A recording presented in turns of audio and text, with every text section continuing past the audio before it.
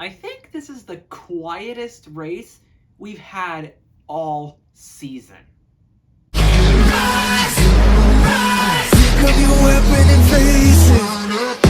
Rise, keep the attack, keep teasing your back, you can take it.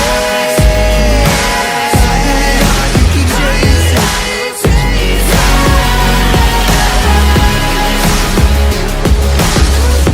Rise, rise. Hey Delta 12, while racing and gaming join forces for your entertainment. But seriously, we had 3 cautions the entire race, 2 of which were for the stage wins. On lap 3, there was 3 wide racing throughout the track, which normally at a short track like Richmond would lead to utter chaos. Yet there was no incident that warranted a caution. Ryan Preece started 11th, quickly made his way into the top 10, and remained there for basically the entire day. Justin Haley and Austin Cindric made contact lap 36, and Tyler Reddick led every lap in stage 1 to win it. Once stage 2 began, Bubba Wallace took the lead on lap 80 as Chase Elliott and Brad Keselowski reached the top 5. On lap 89, Keselowski reached the top 3, and on lap 91, Noah Gragson locked up his tires while trying to get around Corey LaJoie. There you go again. Nothing happened for a bit, and then on lap 105, Joey Logano got into the top 10. Wonderful. Kyle Larson found himself struggling around lap 108, and on lap 123, Brad Keselowski and Chase Elliott headed down pit road for the first green flag pit cycle of the day. When Eric Almirola went down on lap 127, he ended up driving over the commitment box on the edge of pit road, and got himself a commitment line violation as a result, sending him to the back. Christopher Bell wound up with a speeding penalty on lap 133, but other than that, the pit stops went smoothly. Ryan Preece has been maintaining a top 10 position all day after qualifying 11th. Somehow, he had driven a car that looked like it'd be outpaced by Legacy Motor Club, which actually had been the case half the time, to the top 10, and kept it there. On lap 164, Brad Keselowski made his way up to 2nd, and the next pit cycle began on lap 174. After his completion on lap 182, Keselowski was able to take the lead from Martin Truex Jr., and Ryan Preece is somehow still in the top 10 almost 30 laps later, still chugging along in 7th. Chris Buescher reached the top 3 on lap 222, and Kyle Larson battled hard with Alex Bowman to be the first car 1 lap down.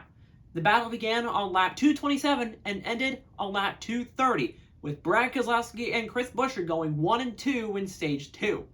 Bowman ultimately won that battle to be the first car 1 lap down, and was able to earn a wave around to get his lap back. That's the thing that happens with every caution. Whenever the yellow flag is displayed, the first car displayed 1 lap down is now considered the last car on the lead lap. I don't know why this rule is in place, but it worked. It is perfectly effective at what it does, and I have no complaints with it.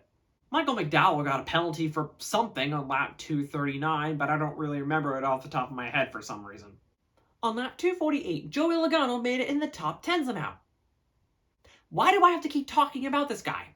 On lap 256, Brad Keselowski and Chris Buescher still held the top 2, and that continued right up until lap 286, when Brad Keselowski had a really awkward pit stop with his car placed at an odd angle. Chase Elliott fell out of the top 10 on lap 318 for some reason. Ryan Preece made his way up to 3rd on lap 324. Kyle Larson and Denny Hamlin made contact on lap 330, and the final pit cycle began on lap 336. When Tyler Reddick came down pit road on lap 340, he found himself with the very same commitment line violation that Eric Almirola had. And Chase Elliott dropped out of the top 15 on lap 345. He was unfortunately not a factor for the remainder of the race. Chris Buescher took the lead from Martin Truex Jr. on lap 348, and the race was relatively quiet for a while after this point. On lap 386, we had 3 Stewart-Haas Racing drivers in the top 10, a rarity for the Gen 7 era. Daniel Suarez got spun out on lap 390, the first and only caution for an incident all day. No, I'm not joking. Joey Logano is up to the top 5. Oh, that sucks. And we end this race off with Chris Buescher getting the win. He had a fantastic day overall, running consistently in the top 15 and being right there to capitalize when he needed to. And he ultimately is able to walk away with the win here at Richmond. Due to him having already been above the cut line prior to this race, it doesn't affect the points too badly, but it's still significant for a team that's starting a trend on the up and up. Ryan Preece is the MVP of the race. How was he the star driver for Stewart-Haas at Richmond? If it was Kevin Harvick, that'd make more sense, but Ryan Preece? The guy who's doing worse in the points than a driver who missed 7 races due to a broken leg and a driver who missed 4 races due to a back injury, he got the top 5 finish? He did. He finished 5th. This could very well be a sign of things to come for Ryan Preece. Or it could be a fluke. While I do wish he had won this race, 5th is nothing to sneeze at. Anyways, that is going to do it for the Cookout 400 at Richmond Raceway. If you guys like this video, then make sure to leave a like on it. And if you want to see more of this, then make sure to hit the subscribe button and turn on your notifications so you won't miss an upload. Take care, y'all. Ace Delta 12 out.